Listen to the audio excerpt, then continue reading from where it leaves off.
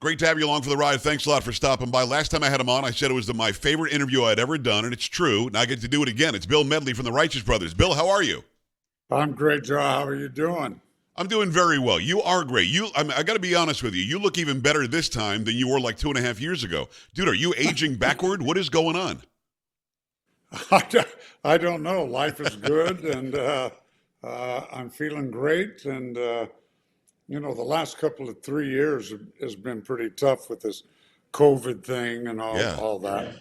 But now it's getting back to normal, and I feel good. I feel real good. Well, good. You sound good. You look great. I got to ask you, you brought up COVID. What an interesting segue. In the 60 plus years that you've been out there touring and doing incredible music, was there ever a time where people say you can't perform live right now for the next 2 years? No, no, it never happened. I mean, I in about '74, I lost my voice and couldn't sing, but I still performed, and it didn't last long. I got my voice back, but no, Right. I've never had like the COVID thing. Just everything just shut down. It was quite remarkable, painful. It's it's Bill Medley from the Righteous Brothers. Go to righteousbrothers.com. They've got their tour coming up in all sorts of casinos in Niagara Falls, at Foxwoods Casino, Ledyard, Connecticut. You've got Barnstable. You've got Hyannis, Massachusetts. You guys are going to be all over the place in the Northeast. And I wish you were coming. I'm in Texas now, Bill. You got to come to Texas at some point. Oh man, yeah, and so I think we are coming to Texas. It's probably next year. Nice. You'll have to come down. I don't care what part of Texas. It's a huge state. I will go and follow where you are. I would love to come and hang out a little bit. I've got even during wartime, and of course you've been performing through you got well, it's after Korea, but during Vietnam you had Afghanistan, you had all sorts of wars going on in the world.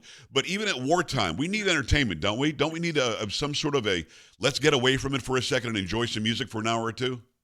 Yeah, absolutely. I think music is a real healing thing. And I can remember the 9/11. We were opening in Vegas. I think that day, and a lot of performers took the night off, and the hotel asked us to still perform uh, because people just needed that escape, and so we did. And a lot of other performers came in to see the show because they took the night off. And yeah, music certainly is to me. Music is a very healing thing. We need it. And we've had your voice for as long as we have, and I hope we have it for another 100 years. Are you aware of how popular you are on YouTube? You are aware of that, aren't you? No. I'm gonna fill you in. This is real. There are people who do reaction videos on YouTube. They'll take a piece of video, a piece of audio, a song, and they'll react to it. They are so hooked on you and Bobby, from especially that live performance you did in 1965 of "You Lost That Love and Feeling."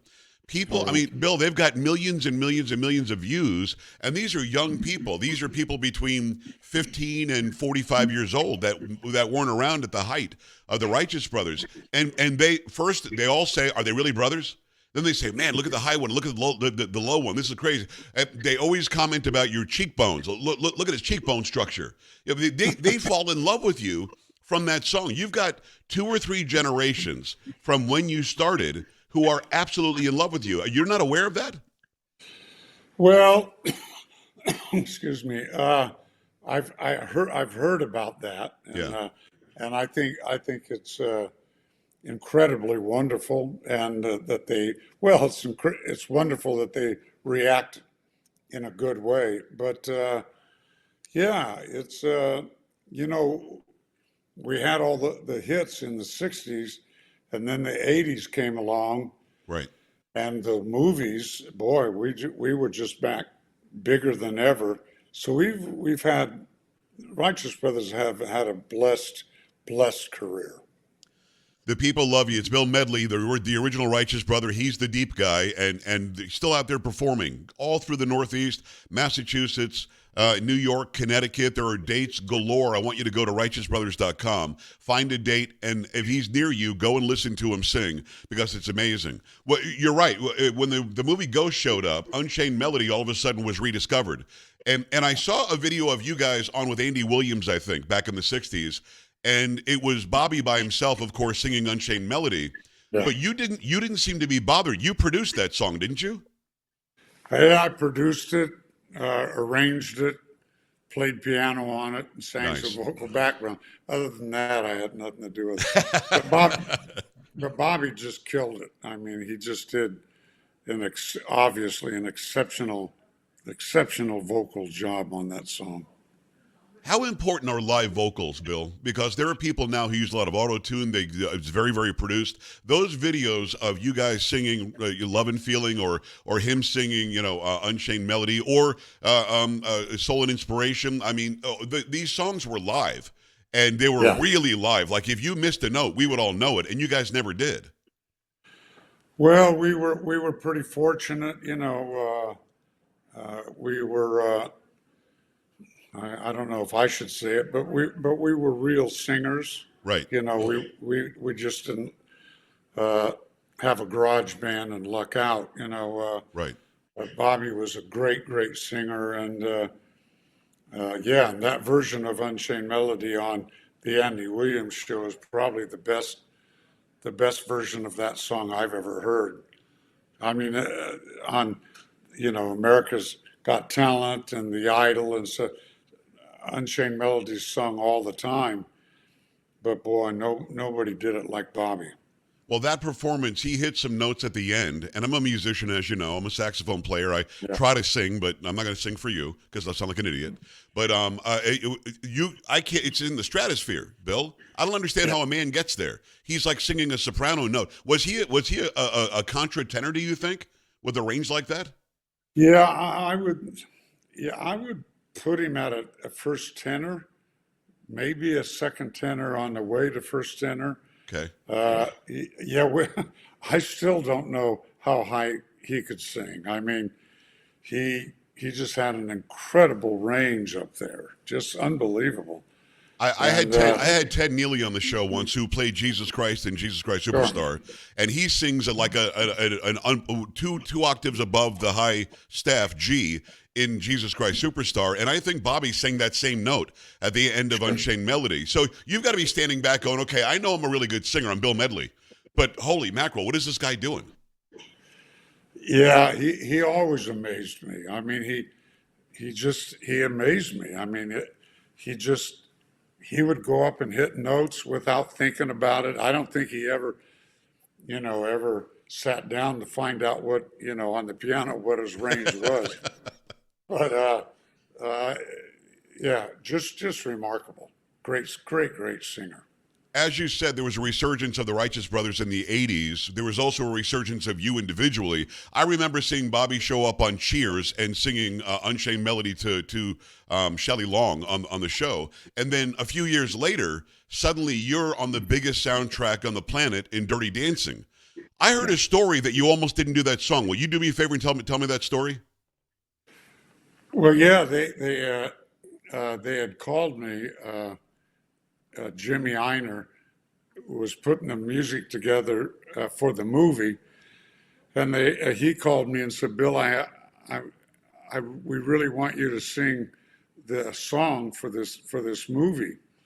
And I said, "Well, what's the name of the movie?" He said, "Dirty Dancing." I said, "Man, it sounds like a bad porno movie." Come on. And I'm a California guy, and they wanted me to go to New York to record it. And Paula, my wife, was expecting our child, and I promised her that I would be home for that.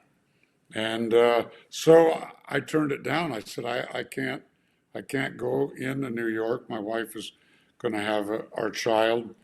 And they would call me about once a week, say, "Has your wife had the baby yet?" And So Paula had our child McKenna, who is now on stage singing it with me. She's an amazing singer. Thank you very much. She is. And so finally they called, and Paula had our child, and they said, you know, Jennifer Warnes wants to record the song if she can do it with you. And I said, oh, well, that would be great. Because I think she just had that hit with Joe Cocker, Yeah, Up Where We Belong. Up Where We Belong, exactly. Yeah.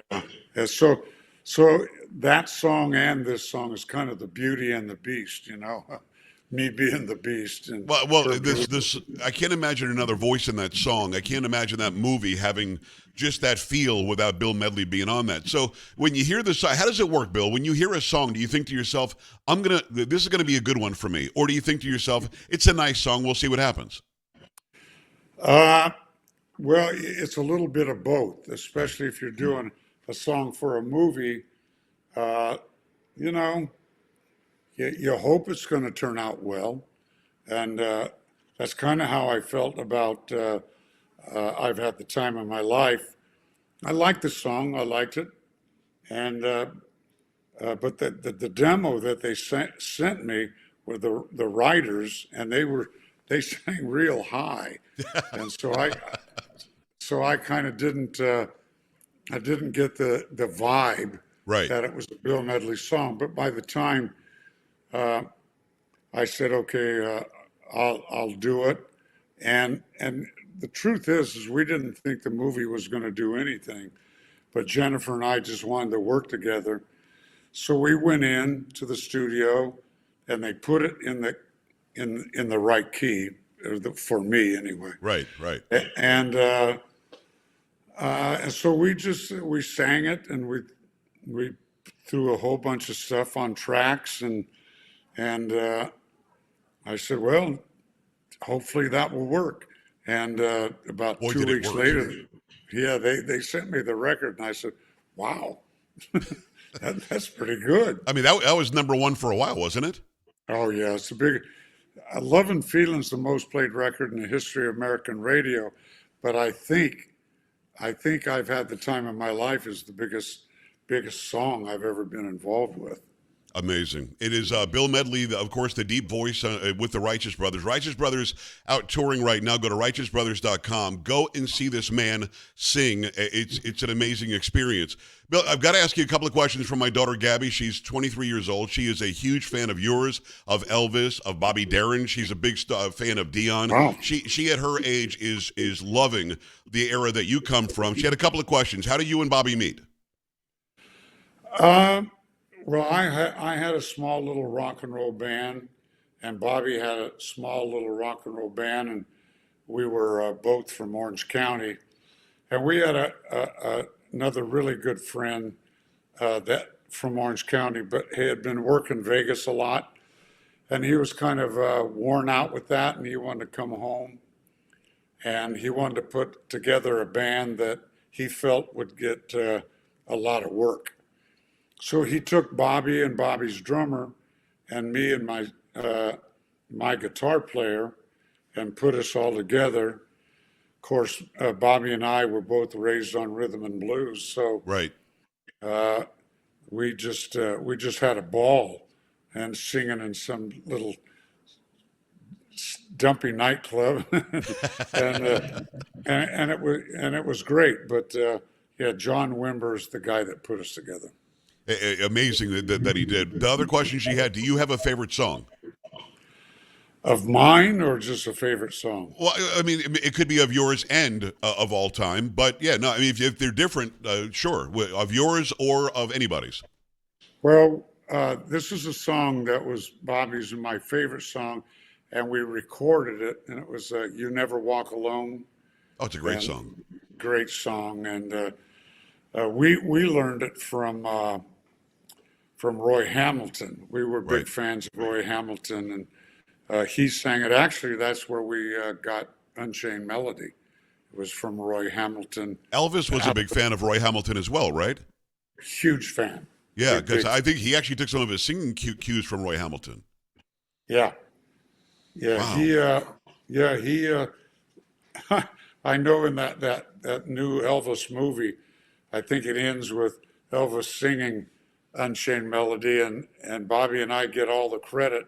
Truth is, it's he's doing Roy Hamilton, but we'll take the credit anyway. Well, why not? I mean, you guys have certainly popularized the song, but Roy Hamilton was a great singer. I read up on how Elvis was a huge fan. I actually did an event with Priscilla a few years ago here in San Antonio where I was the MC and she did sort of a night with Priscilla, which was amazing. I know that Elvis loved you and you loved Elvis. You guys were good friends.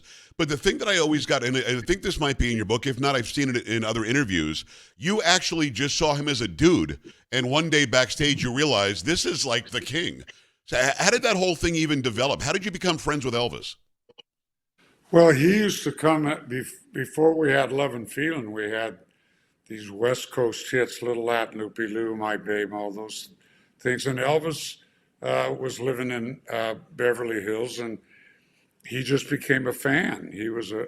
And he would come to all of our shows that he could come to. And then I was working Las Vegas at the Sands Hotel, and I had left the Righteous Brothers in '68. Okay.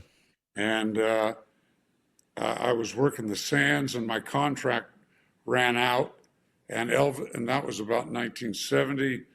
And Elvis knew that my contract was running out, and he wanted me to come over to the Hilton, the International Hilton, where he was working.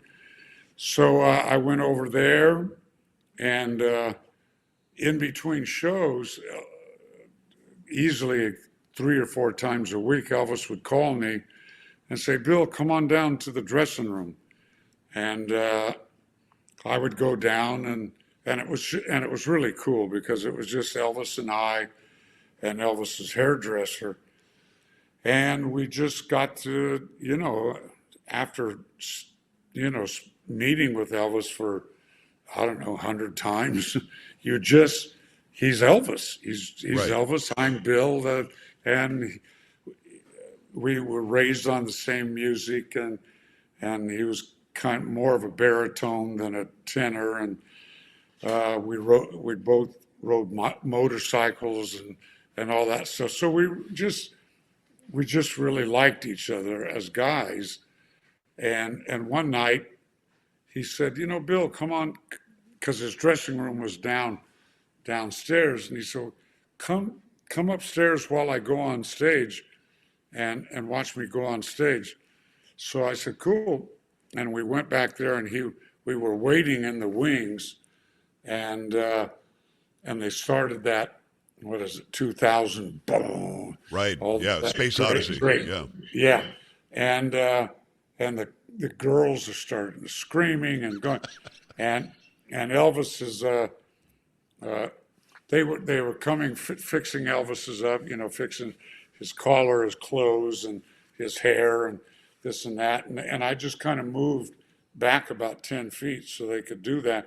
I mean, he was kind of in the shadows, in the side of the stage, and I looked, and I said, "Man, that isn't Elvis. That's Elvis Presley." Right. And it was really kind of a weird mind blower, to see my friend, and I knew who he was, obviously. I mean, I was a big fan, but you get so comfortable with somebody, you forget that that's what they do. And I mean, a lot of times I've met people and became friends with them before they ever saw me sing, and then they see me sing, and they say, "Holy, that's so weird." But it was really weird with Elvis, and he was a good friend and a really great guy.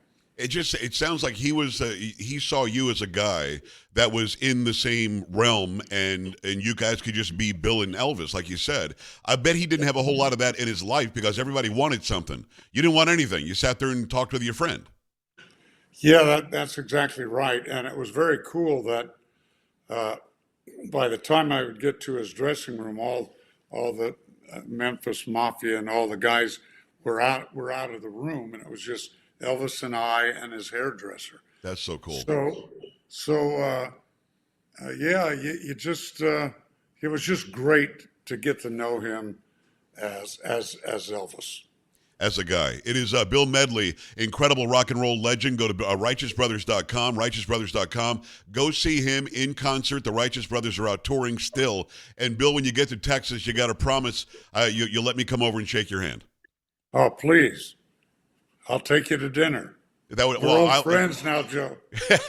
only if I can pay. And No, by the no, way, you can't. and by the way, I said this last time. Thank you for at least letting me sing something at karaoke. Without Bill Medley, I could not sing any of the songs because of the stupid voice that I have. But what's interesting is people love the tone. They absolutely love the fact that you're so deep, and you just don't get anybody do that anymore. I mean, you're the guy who set the standard, and other men are going, well, I can't sing those songs. I luckily can sing a little bit in karaoke if it's a Bill Medley song. Well, good, man. I'm glad I'm helping you out. I can't wait to see you in concert live. Everybody should go and get tickets right now, righteousbrothers.com. Thank you for making more time for me, my friend. I really appreciate you. Thank you, Joe. Love you, Thank you. and I'll see you in Texas. I can't wait. We love you back. All right, we're back after this. Stay right here. Thanks.